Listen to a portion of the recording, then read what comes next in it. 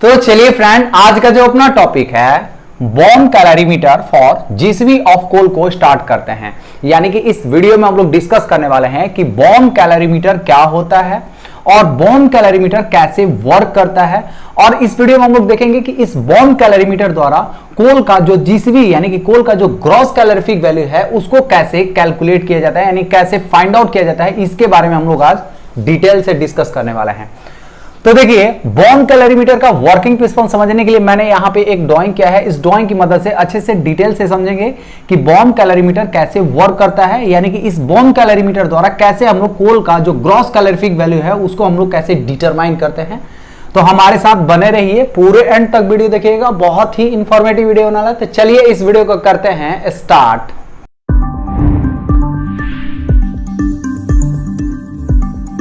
तो चलिए फ्रेंड, अभी हम लोग समझ लेते हैं कि बॉम्ब कैलोरीमीटर क्या होता है और ये कैसे वर्क करता है, यानी कि working and principle of bomb calorimeter को डिटेल से समझते हैं।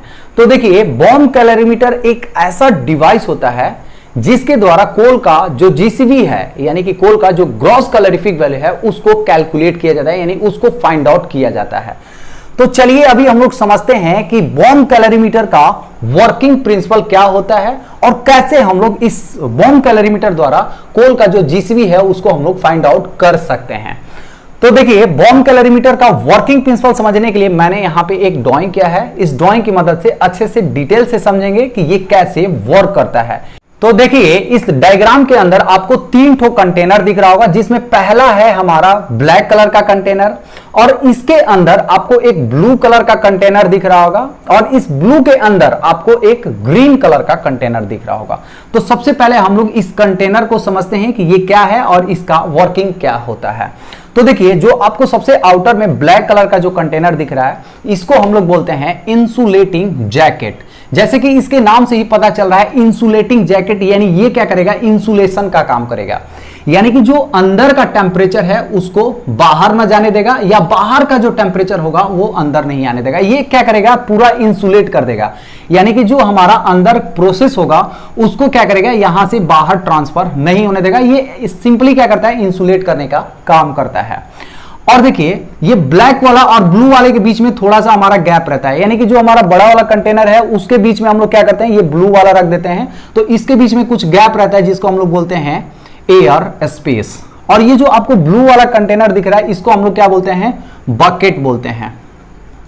और इस बकेट के अंदर हम लोग सिंपली क्या करते हैं, वाटर फिल कर देते हैं। तो देखिए, इसके अंदर क्या है, हमारा वाटर फिल किया हुआ है।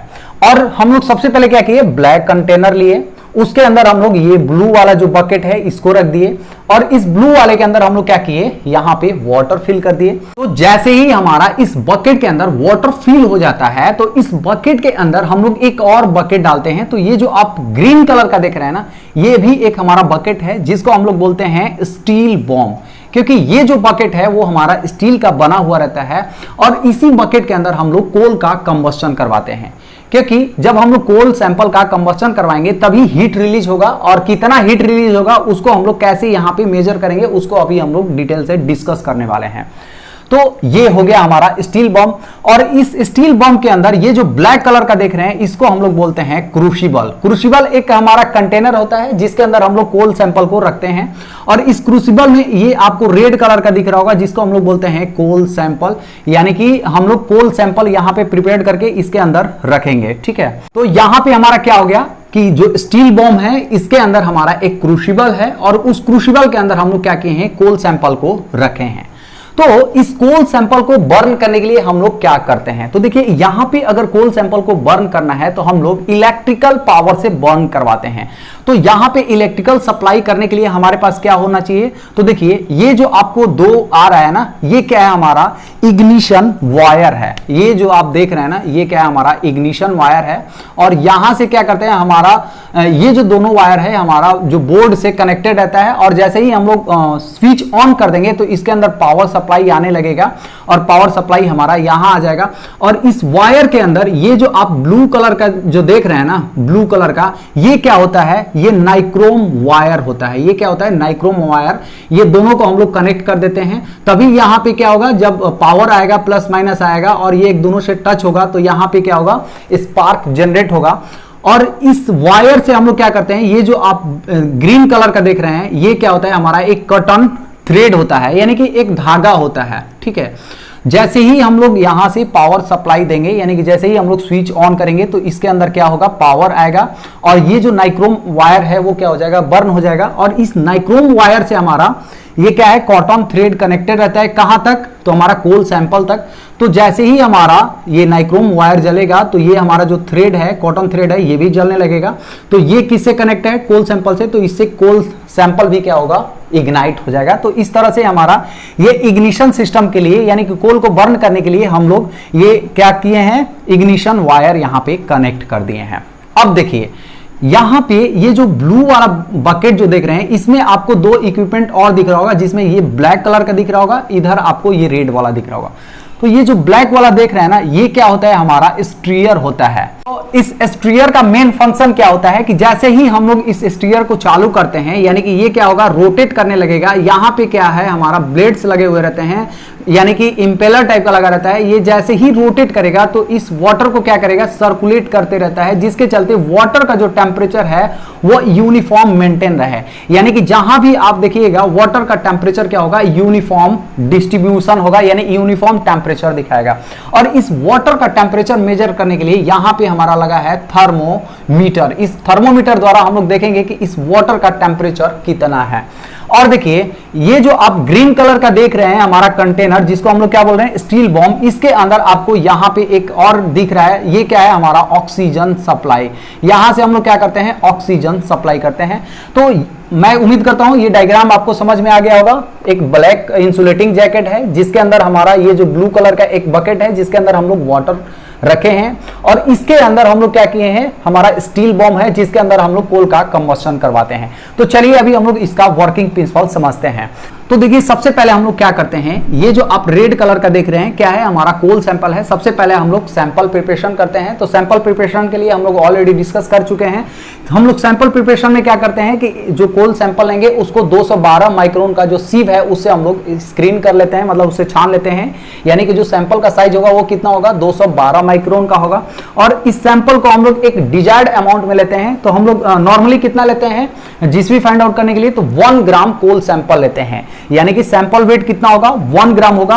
और इस कोल सैंपल को हम लोग क्या करते हैं, सबसे पहले पेलेट बना लेते हैं। पेलेट यानी कि आप टैबलेट समझ सकते हैं, जो हम लोग दवाई खाते हैं ना, गोल टाइप का होता है, उस टाइप का हम लोग इसको कन्वर्ट कर लेते हैं। कोल का टैबलेट बनाने के लिए देखिए हमारे पास ये इक्विपमेंट है। इसके अंदर हम लोग क्या करेंगे, कोल का जो सैंपल है उसको रख देंगे, और इसके बाद हम लोग इसके ऊपर से थ्रेडेड जो बोल्ट है उससे टाइट करेंगे, जिसके चलते हमारा जो कोल का सैंपल है वो टैबलेट फॉर्म में कन्वर्ट हो जाता है।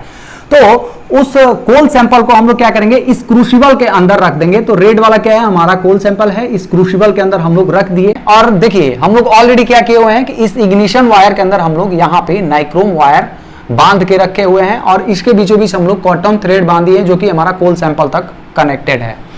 अब हम लोग क्या करते हैं कि ये जो हमारा स्टील बॉम्ब है इसके अंदर थोड़ा सा पानी डालते हैं। तो देखिए यहाँ पे नीचे आपको दिख रहा होगा, थोड़ा सा हम लोग इसके अंदर डीएम वाटर डालते हैं।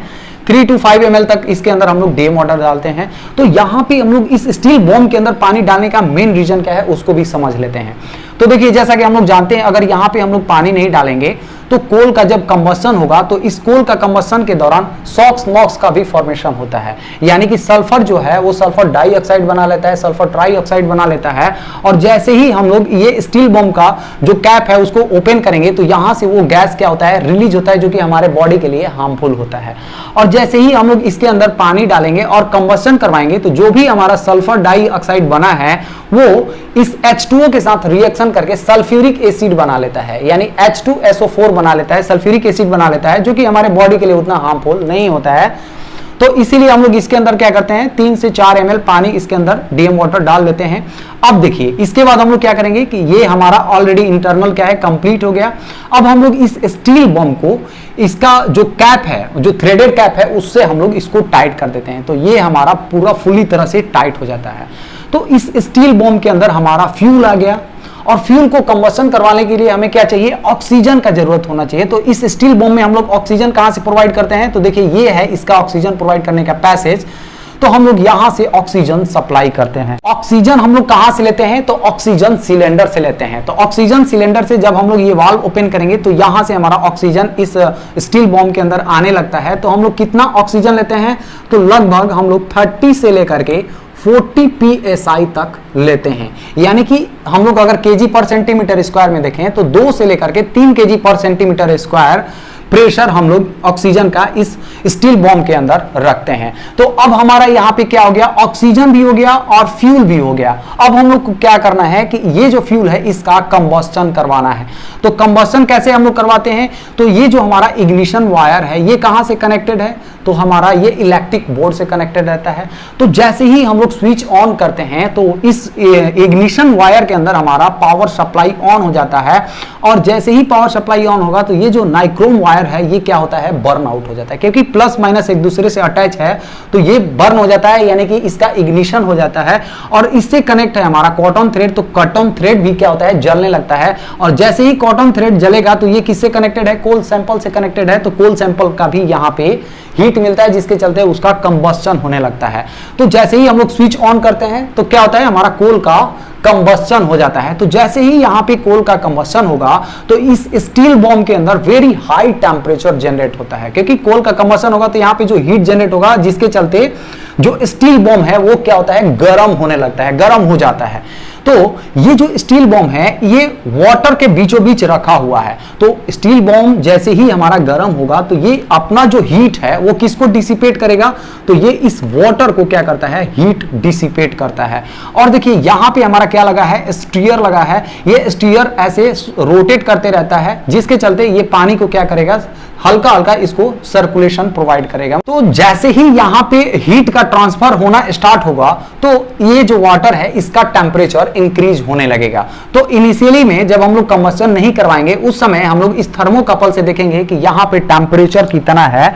यानी कि हम लोग इस वाटर का टेम्परेचर इनिशियल में देखेंगे, यानी T1 कितना है। तो मान लीजिए कि इनिशियली में जो वाटर है उसका टेम्परेचर 25 डिग्री सेल्सियस है, और जैसे ही यहां पे कंबस्टन हो जाता है तो ये जो वाटर है इसका टेम्परेचर क्या होता है, इंक्रीज होने लगता है। तो मान लीजिए 25.1, 25.2 ऐसे करके इंक्रीज होगा, ग्रेजुअली इंक्रीज होगा। और इंक्रीज होकर के मान लीजिए ये कितना चला गया है, फाइनल हमारा टेम्परेचर कितना मिल रहा है, 27 डिग्री सेल्सियस मिल रहा है। यानी 27 डिग्री सेल्सियस पे जाके ये होल्ड हो जा रहा है, उससे ऊपर नहीं बढ़ रहा है। यानी कि हमारा कोल का कंबस्टन होने के बाद टोटल टेम्परेचर कितना बढ़ा, तो टोटल हमारा कितना हुआ, T2 माइनस T1, यानी कि डेल्टा टी कितना हो जाएगा, 2 डिग्री सेल्सियस, यानी 2 डिग्री सेल्सियस हमारा वाटर का टेम्परेचर बढ़ा। तो देखिए ये जो हमें डेल्टा टी मिलता है इसको बहुत ही इंपॉर्टेंट पैरामीटर माना जाता है इस कोल का ग्रॉस कैलोरीफिक वैल्यू, यानी कि जीसीवी को फाइंड आउट करने के लिए।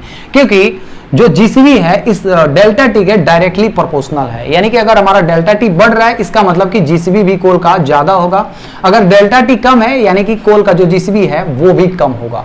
तो ऐसा क्यों होता है, क्योंकि देखिए अगर हम लोग कोल का कंबस्टन करवा रहे हैं जिसके अंदर हीटिंग वैल्यू बहुत ही ज्यादा है, यानी कि जब हम लोग इसको जलाएंगे तो ज्यादा हीट लिबरेट करेगा।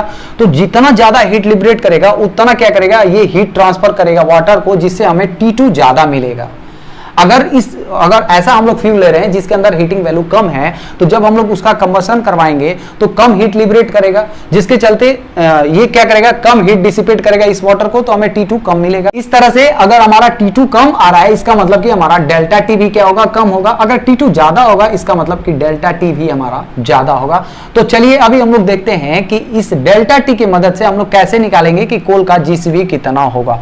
तो जीसीवी यानी कि gross calorific value of coal को निकालने के लिए एक फॉर्मूला होता है, और वो फॉर्मूला क्या है, तो ये जो हम लोग इस बकेट के अंदर जो पानी रखे हैं, यानी कि ये जो सराउंडिंग में जो पानी है, इस स्टील बॉम्ब के सराउंडिंग में जो पानी होता है उसका इक्विवेलेंट फैक्टर कितना है, यानी कि water equivalent factor into delta T rising temperature, और डिवाइड कर देना है सैंपल वेट।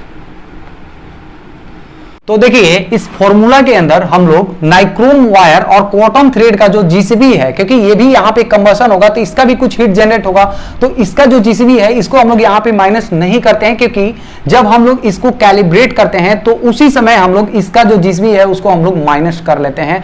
तो नेक्स्ट वीडियो में आपको देखने को मिलेगा कि इस बॉम्ब कैलोरीमीटर को कैसे कैलिब्रेट किया जाता है, यानी कि इस फॉर्मूला के अंदर आपको वाटर इक्विवेलेंट फैक्टर जो देखने को मिल रहा है ये क्या है और ये कितना होना चाहिए, ये कैसे कैलकुलेट किया जाता है, नेक्स्ट वीडियो में आपको देखने को मिलेगा। तो इस बॉम्ब कैलोरीमीटर के अंदर जो हम लोग ब्लू वाला जो बकेट है उसके अंदर जो पानी रखते हैं, यानी कि जो ये वाटर यूज करते हैं, उसका एक फैक्टर कैलकुलेट किया जाता है। यानी कि जब हम लोग इसको कैलिब्रेट करेंगे इस बॉम्ब कैलोरीमीटर को, तो हमें एक फैक्टर मिलता है जिसकी मदद से हम लोग कोल का जीसीबी को फाइंड आउट करते हैं। तो मान के चलिए कि जब हम लोग इसको कैलिब्रेट किए हैं तो इसका जो फैक्टर आया है वो मान लीजिए कितना है, 2525 आया है। तो ये फैक्टर कैसे आया है आपको नेक्स्ट वीडियो में डिटेल से समझ में आएगा कि कैसे हम लोग बेंजोइक एसिड की मदद से यहां पे उसका बेंजोइक एसिड का कंबशन करवाते हैं, जिसके चलते हमें इसका ये फैक्टर आता है। तो नेक्स्ट वीडियो में आप लोग इसको बहुत अच्छे से आप समझ सकते हैं। तो अभी हम लोग यही समझ के चलते हैं कि हमारा जो वाटर इक्विवेलेंट फैक्टर आया है कैलिब्रेशन के बाद हमें कितना मिला है, 2525 मिला है। तो चलिए इसको हम लोग कैलकुलेट करके देख लेते हैं।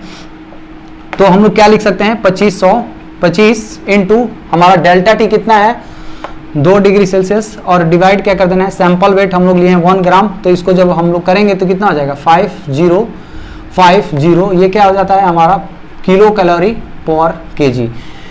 तो ये जो हम लोग फ्यूल लिए हैं इसका कितना जीसीबी है, तो 5050 किलो कैलोरी पर केजी, यानी 1 केजी कोल को जलाएंगे तो 5050 किलो कैलोरी क्या होगा, हीट लिबरेट करेगा। तो ये हुआ ऑल अबाउट बॉम्ब कैलोरीमीटर के बारे में। उम्मीद करता हूं कि आपको अच्छे से डिटेल से समझ में आ गया होगा कि बॉम्ब कैलोरीमीटर कैसे वर्क करता है और कैसे हम लोग इस बॉम्ब कैलोरीमीटर की मदद से कोल का जीसीबी को फाइंड आउट करते हैं। अगर मेरा वीडियो आप लोगों को अच्छा लगा, इंफॉर्मेटिव लगा, तो प्लीज मेरे वीडियो को लाइक कर दीजिए। अगर मेरे चैनल पॉप ऑन डिस्कशन में आप लोग नए हैं तो प्लीज मेरे चैनल को सब्सक्राइब कर दीजिए। चलिए friends, thank you so much.